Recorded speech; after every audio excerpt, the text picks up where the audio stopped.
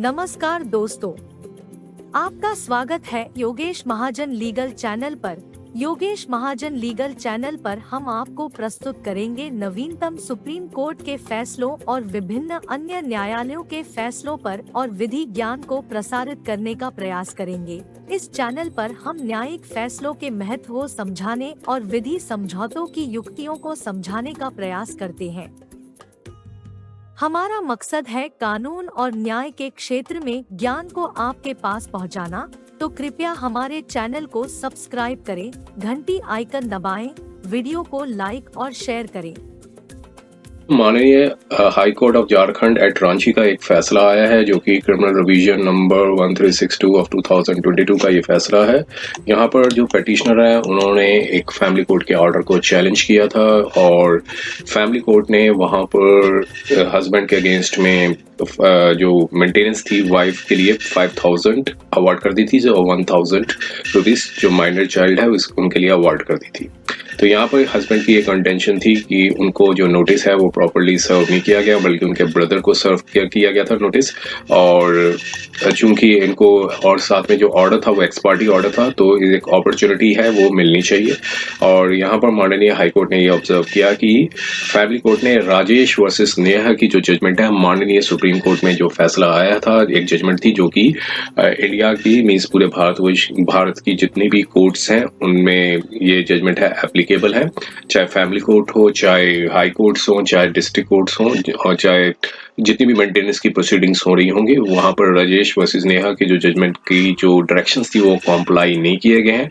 और उसमें जो राजेश वर्सेस नेहा की जजमेंट में ये बताया हुआ है कि जो एप्लीकेंट है, जो कि वुमेन होंगी, वो जब भी मेंटेनेंस का क्लेम लेंगी तो उनको अपनी एक एफिडेविट है वो फाइल करनी होगी, जो कि इनकम ऑफ एसेट्स और जो डिटेल एफिडेविट जो इंक्लोजर में जजमेंट में बता रहा है उसी फॉर्मेट में इनको फाइल करना होगा। और उसके बाद जो है हस्बैंड को एक अपॉर्चुनिटी मिलेगी और जो दो तरह की दो एडजॉर्नमेंट्स हैं वो ले सकते हैं। तो यहाँ पर यही ऑब्जर्व किया कि जो डायरेक्शंस थी वो कॉम्प्लाई नहीं की गई है और वाइफ को भी एक अपना जो एफिडेविट है वो फाइल करना होगा। तो इसलिए मैटर को वापस रिफ्रेश के लिए मींस रिफ्रेश डिसाइड किया जाए और वापस जो है फैमिली कोर्ट में जो भेज दिया। तो आइए हम इसके कंटेंट्स को देखते हैं और ये जजमेंट हेल्पफुल हो सकती है। मींस अगर फैक्ट्स और सर्कमस्टांसेस मैच करते हो तो ये जजमेंट भी जो है कोर्ट की जा सकती है इन दी मेंटेनेंस प्रोसीडिंग्स में। तो आइए हम इसके कंटेंट्स को देखते हैं।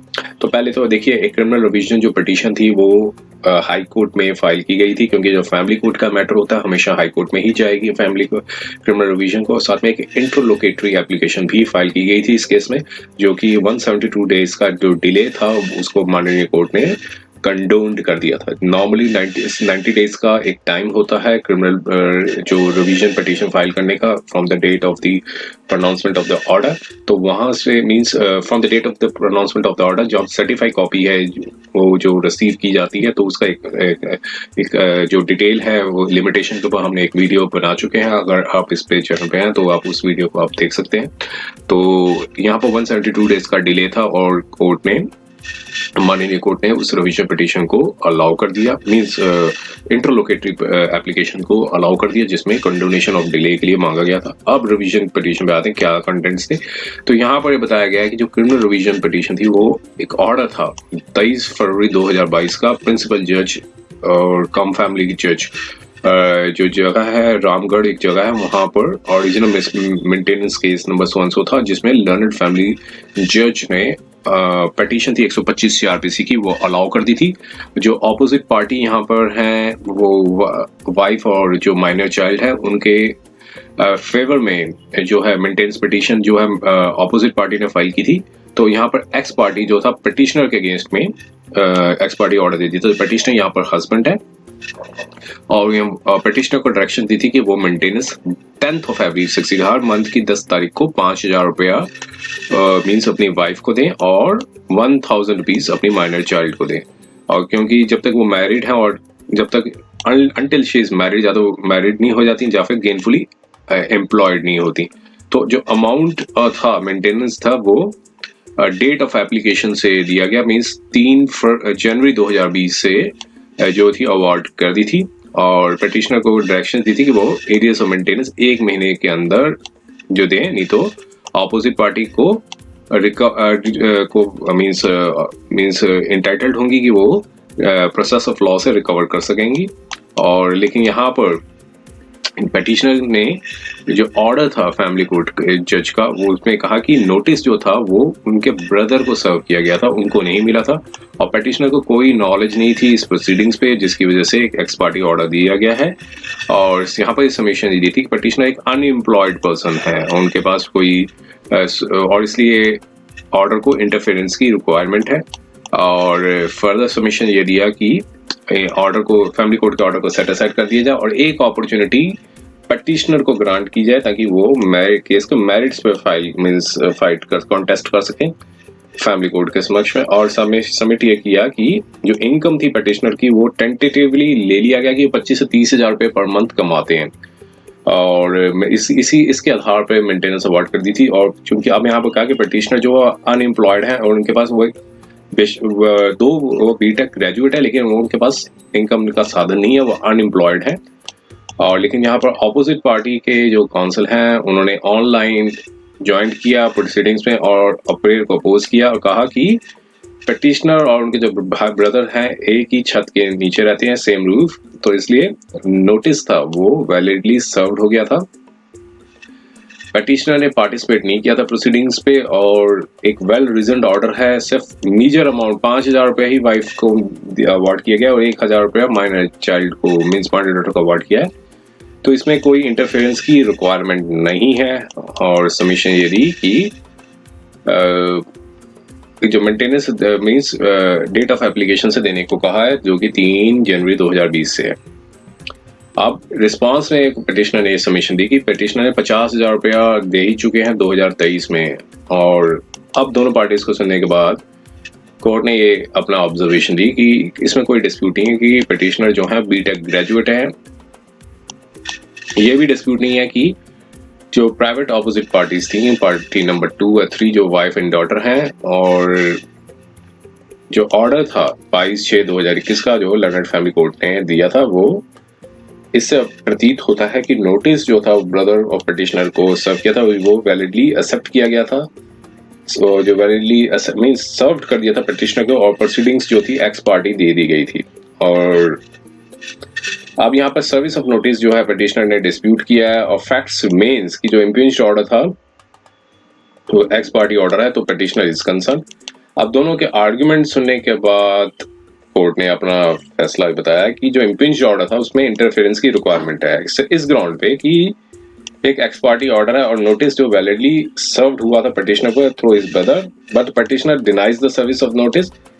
अब यहाँ पर बताया कि द फैक्ट ये आल्सो रिमेन्स कि जो जजमेंट पास हुई थी honourable supreme court of India की रजनेश वर्सेस नेहा की जजमेंट आई थी, और उसमें एफिडेविट का जो रिक्वायरमेंट है वो इंक्लोजर 1, 2 और 3 उस जजमेंट में बताए हुए थे, और कहा था कि इसको फाइल करना होता है जितनी भी पेंडिंग प्रोसीडिंग्स हैं जो असेसमेंट के लिए, जो source of income, assets, liability दोनों पार्टीज को देनी है, और ताकि क्वांटिफिकेशन ऑफ मेंटेनेंस जो क्लेम की जाती है वाइफ द्वारा और माइनर चाइल्ड में। अब डायरेक्शंस थे, उस डायरेक्शंस को कॉम्प्लाई नहीं किया गया, और रेलिवेंट पोर्शन था जजमेंट का वो ये था कि वो जजमेंट के जो पॉइंट्स थे मींस जो पैराग्राफ्स थे वो यहाँ पर रिप्रोड्यूस किया कि ये एनक्लोजर 1, 2 और 3 ऑफ जजमेंट के अंदर मींस फाइल करना है, और एप्लीकेंट जो क्लेम करेगी मेंटेनेंस को वो एक कॉन्साइज एप्लीकेशन देगी, साथ में एक एफिडेविट भी देना होगा डिस्क्लोजर ऑफ एसेट्स सॉरी, और रिस्पोंडेंट को फिर उसके बाद रिप्लाई देना होगा along with affidavit of disclosure with the maximum period of 4 weeks. तो मींस पहले वाइफ को एक affidavit of disclosure of assets देना होगा, उसके बाद नोटिस होगा, तो उसमें रिप्लाई जो है रिस्पोंडेंट जो हस्बैंड देंगे, साथ में अपना भी वो एफिडेविट देंगे, जिसका 4 वीक्स तक की अवधि होगी। और कोर्ट जो है इसमें 2 अपॉर्चुनिटी जरूर ग्रांट करेगा for the submission of the affidavit. तो ऐसे नहीं कि मतलब पहले अपॉर्चुनिटी मिलेगी, उसके बाद 2 अपॉर्चुनिटी मैक्सिमम दे सकता है कोर्ट, जो फैमिली कोर्ट होगा।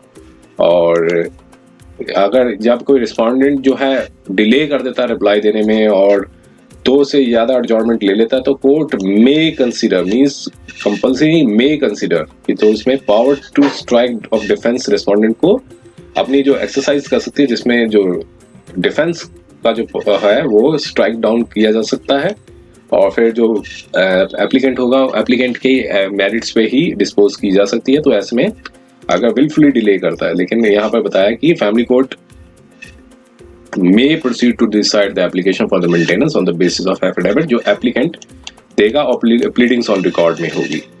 और फिर उसके बारे में आगे भी बताया था कि कुछ जजमेंट के कुछ कंटेंट्स थे कि एग्रीड पार्टी अगर चाहेगी तो इंटेरोगेटरीज भी फाइल कर सकती हैं, रेलिवेंट डॉक्यूमेंट्स अंदर अपोजिट पार्टीज ले सकती हैं, ऑर्डर 11 सीपीसी का जो प्रोसीडिंग्स है।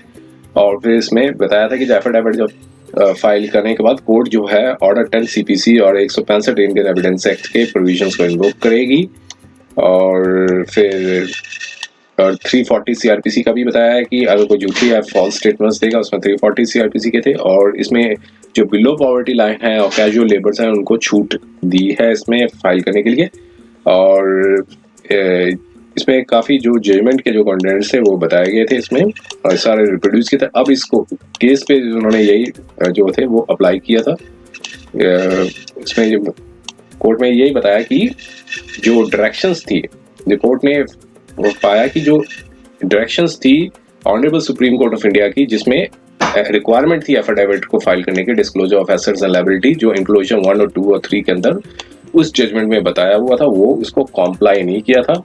और जो क्वांटम ऑफ मेंटेनेंस थी वो जो गाइडलाइंस बताई गई थी honourable supreme court of India के जजमेंट के उसके अकॉर्डिंगली नहीं किया गया था। तो इसलिए जो प्रोसीडिंग्स जो थी एक्स पार्टी जो पिटिशनर के लिए लगाई गई थी, तो एक्स पार्टी प्रोसीडिंग्स पे अगर होने के बाद भी एफिडेविट थी एक वाइफ को जरूर फाइल करना चाहिए था, लेकिन उसमें नहीं फाइल किया गया था।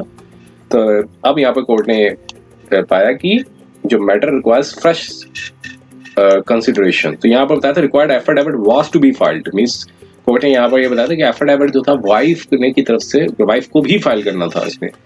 तो अब यहाँ पर का व्यू ये बताया कि जो मैटर रिक्वायर्स फ्रेश कंसिडरेशन, तो इसलिए लर्नड प्रिंसिपल जज फैमिली जज के पास वापस भेजा गया और रजनीश वसी नेहा की जजमेंट को कंप्लाई करने को बोला गया। और यहाँ पर बताया कि जो कोर्ट है वो पास करेंगे fresh order in accordance with the law within the period of 3 months from the date of the parents of the parties. इस डायरेक्शंस के साथ जो क्रिमिनल रिवीजन पिटीशन थी इसको अकॉर्डिंगली डिस्पोज कर दिया। उम्मीद है कि यह वीडियो आपको पसंद आया होगा। अगर आपने अभी तक हमारे चैनल को सब्सक्राइब नहीं किया है तो कृपया इसे सब्सक्राइब कर ले और बेल आइकन दबाकर नोटिफिकेशन प्राप्त करें ताकि आप हमारे नए वीडियो से अपडेट रह सकें। अगर आपको यह वीडियो पसंद आया हो तो कृपया लाइक करें और अपने दोस्तों के साथ शेयर करें। हमारे चैनल पर आपको न्यायिक मुद्दों, कानूनी सलाह और कानूनी अपडेट्स के बारे में नवाचारिक और महत्वपूर्ण जानकारी मिलेगी। हमारे साथ बने रहें क्योंकि योगेश महाजन लीगल आपके कानूनी सवालों का सहायक है।